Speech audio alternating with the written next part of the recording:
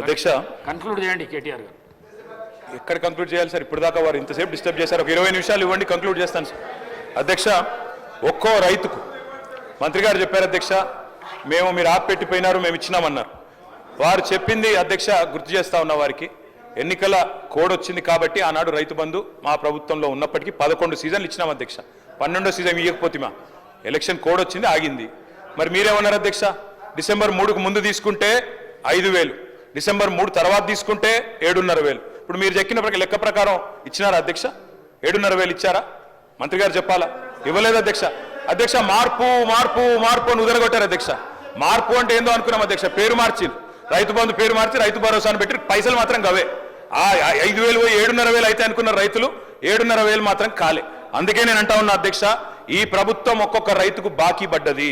ఒక్కొక్క రైతుకు మీరు పడ్డ బాకీ ఈ రోజు వరకు, పోయిన యాసంగికి మీరు రైతు భరోసా అన్నారు, పేరు మార్చారు, కానీ 2,500 రూపాయలు అదనంగా మీరు ఎకరానికి ఇవ్వలేదు.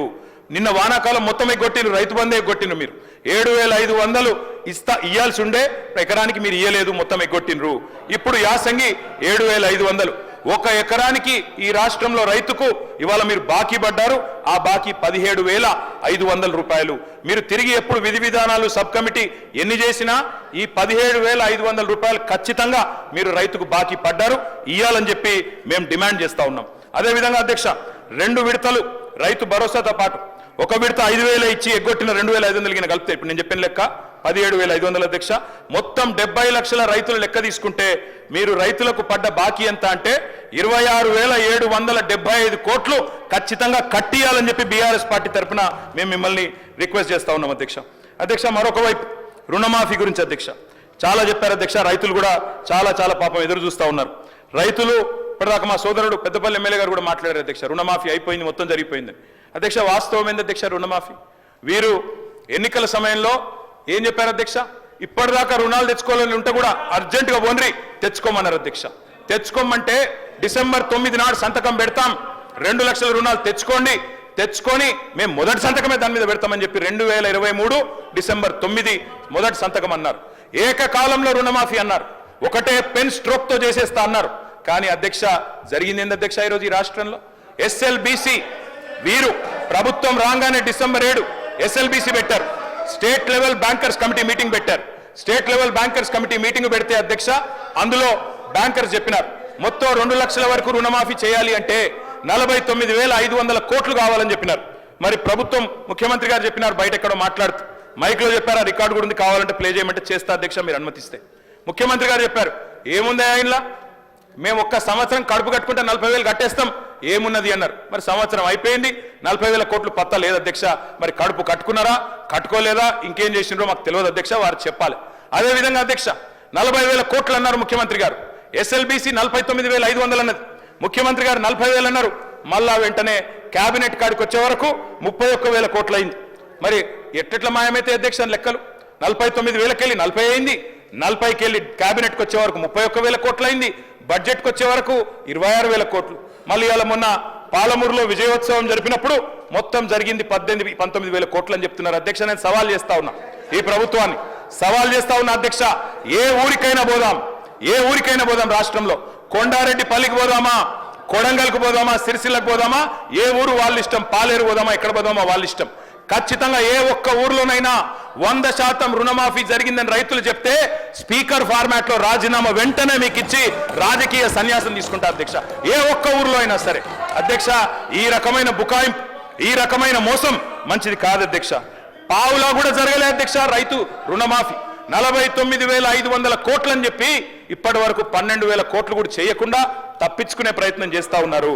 ఒక మాట అన్నారు అధ్యక్ష ఆ రోజు ముఖ్యమంత్రి గారు, రైతు బంధు ఎందుకు అయిపోతుందా, మేమేమన్నా దివానగాళ్ళమా, అవులగాళ్ళమా అని మాట్లాడింది అధ్యక్ష. మరి ఇలా వానాకాలం రైతు బంధు ఎగ్గొట్టిన వాళ్ళని ఏమనాలి అధ్యక్ష? వానాకాలం రైతు బంధు ఎగ్గొట్టిన వాళ్ళని ఏమనాలి అధ్యక్ష ముఖ్యమంత్రి గారి మాటల్లో? అందుకే అంటా ఉన్నాం, ఒక పంట కాదు 3 పంటలకు ఇయ్యాలని డిమాండ్ చేసిండ్రు. ఆ 3 పంటలకు ఇయ్యాలని మేము డిమాండ్ చేస్తా ఉన్నాం. ఇవాళ నిన్న భూభారతి చట్టం తెచ్చిండ్రు అధ్యక్ష, అందులో అనుభవదారుడు కాలం పెట్టింది. నేను అడుగుతా ఉన్నా కాంగ్రెస్ ప్రభుత్వాన్ని, మీరే చెప్పారు రైతులకే కాదు కౌలు రైతులకు కూడా ఇస్తామని చెప్పారు. ఎస్ సార్, కన్క్లూడ్ చేయండి, ఎందుకంటే నేను వేరేమైనా మాట్లాడుతున్నా సార్, సబ్జెక్టే మాట్లాడుతున్నా, రైతు భరోసా మీద మాట్లాడుతున్నా అధ్యక్ష. అనుభవదారుడి కాలం పెట్టారు, జమాబంద్ అని రాసినారు. మరి అనుభవదారుడి కాలం పెడితే నేను అడుగుతా ఉన్నా అధ్యక్ష, చెప్పండి దయచేసి. అనుభవదారుడి కాలం పెట్టారు. ముఖ్యమంత్రి గారు ఎన్నికలకు ముందు చెప్పినారు, కౌలు రైతుకి ఇస్తాం, రైతు కూడా ఇస్తాం, భూ యజమాని కూడా ఇస్తామని చెప్పినారు. ఇవాళ ప్రభుత్వం స్పష్టం చేయాలి, రైతుకు ఇస్తామని చెప్పిండ్రు, కౌలు రైతుకి ఇస్తామని చెప్పిండ్రు, రైతు కూలీలకు ఇస్తామని చెప్పిండ్రు. తప్పకుండా ఇచ్చిన హామీ నిలబెట్టుకోవాలి. ఇంకా చెప్పాలంటే అధ్యక్ష, ఈనాడు పేపర్లో ఫ్రంట్ పేజ్ ప్రకటన ఉంది, నాకు చూపెట్టమంటే చూపెడతా. మొదటి 100 రోజుల్లోనే ఇస్తాం అని కూడా చెప్పిండ్రు అధ్యక్ష, మాట నిలబెట్టుకోలేదు. ఎన్నికల ప్రచారంలోనేమో అందరికీ అన్ని, ఇప్పుడు మాత్రం కొందరికే కొన్ని అని కోతలు పెట్టే ప్రయత్నం చేస్తా ఉన్నారు. అన్నిటికీ మించి అధ్యక్ష, బడ్జెట్లోనే వీళ్ళ చిత్తశుద్ధి బయటపడ్డది. మంత్రి గారేమో మేము నిర్ణయం తీసుకోలేదు అంటున్నారు రైతు భరోసా మీద, కానీ బడ్జెట్లోనే వీళ్ళ చిత్తశుద్ధి బయటపడ్డది అధ్యక్ష. ఏం చెప్పారు బడ్జెట్లో? రైతు భరోసాకి కేవలం కేటాయించింది 15,000 కోట్లు. మీకు నిజంగానే పెంచాలన్న ఆలోచన ఉన్న మాట వాస్తవం అయితే, 100 రోజుల్లో రైతు భరోసా పెంచుతామని చెప్పిన మాట వాస్తవం అయితే, మీరు ఎందుకు 15,000 కోట్లే కేటాయించారు? ఎందుకు మీరు 23,000 కోట్లు ఏదైతే 7,500 రూపాయలు కావాలో ఎకరానికి ఎందుకు కేటాయించలేదు?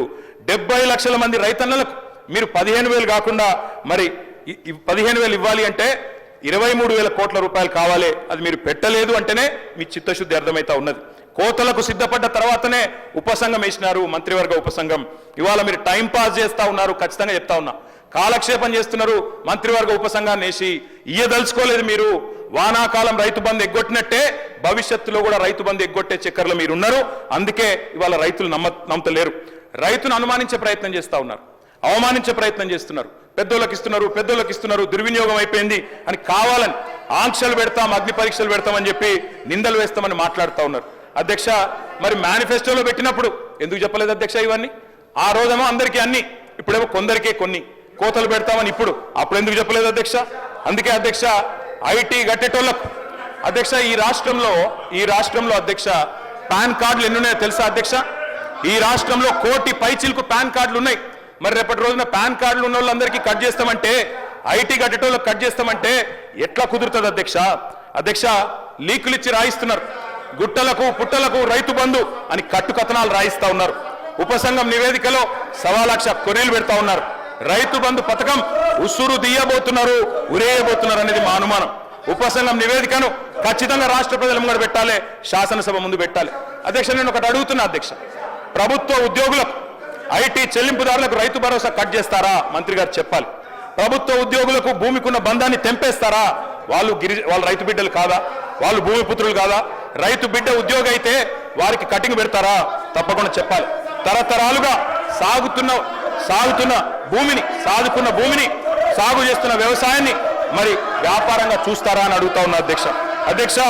ఈ రోజుల్లో ఉన్న రుణ వ్యవస్థ ప్రకారం, అర్హతల ప్రకారం గ్రామాల్లో కూడా ఐటీ చెల్లింపులు చేస్తున్న వాళ్ళు ఉన్నారు, పాన్ కార్డులు ఉన్న వాళ్ళు ఉన్నారు, రైతన్నలకు కూడా పాన్ కార్డులు ఉన్నాయి. పాన్ కార్డు ప్రాతిపదికగా తీసుకుంటే వాళ్ళందరికీ కూడా రైతు బంధు కట్టే ప్రమాదం ఉందని వారు భయపడతా ఉన్నారు. ఖజానాలో సొమ్మంతా కర్షకుడే మింగేసినట్టు గోరంతలు కొండంతలు చేసి ప్రాపగాండ చేస్తా ఉన్నారు. ఇది మంచిది కాదు అధ్యక్ష. ఒక పక్కనేమో దేశంలో ఈ బీజేపీ అధ్యక్ష, దేశంలో 14.5 లక్షల కోట్ల పెద్ద బడా వ్యాపారవేత్తల అధ్యక్ష, వాళ్ళేమో మొత్తం సొమ్ములు ఎగవేసి బ్యాంకులను లూటీ చేసి పారిపోతారు అధ్యక్ష. వాళ్ళని పట్టుకునేటోడు లేడు, అడిగేటోడు లేడు. కానీ రైతు కాడికి వచ్చే వరకు రైతులు మొత్తం ఖజానా మింగేసినట్టు, వాళ్ళ వల్లనే ఖజానా దివాలా తీసినట్టు ఇలా మాట్లాడుతూ ఉన్నారు అధ్యక్ష. అప్పులు ఎగ్గొట్టి బ్యాంకుల నిండా ముంచేస్తుంటే వసూలు చేసే ధైర్యం లేని ప్రభుత్వాలు అధ్యక్ష. పోయి రైతే దొరికినా మీరు రికవరీ. Thank you sir.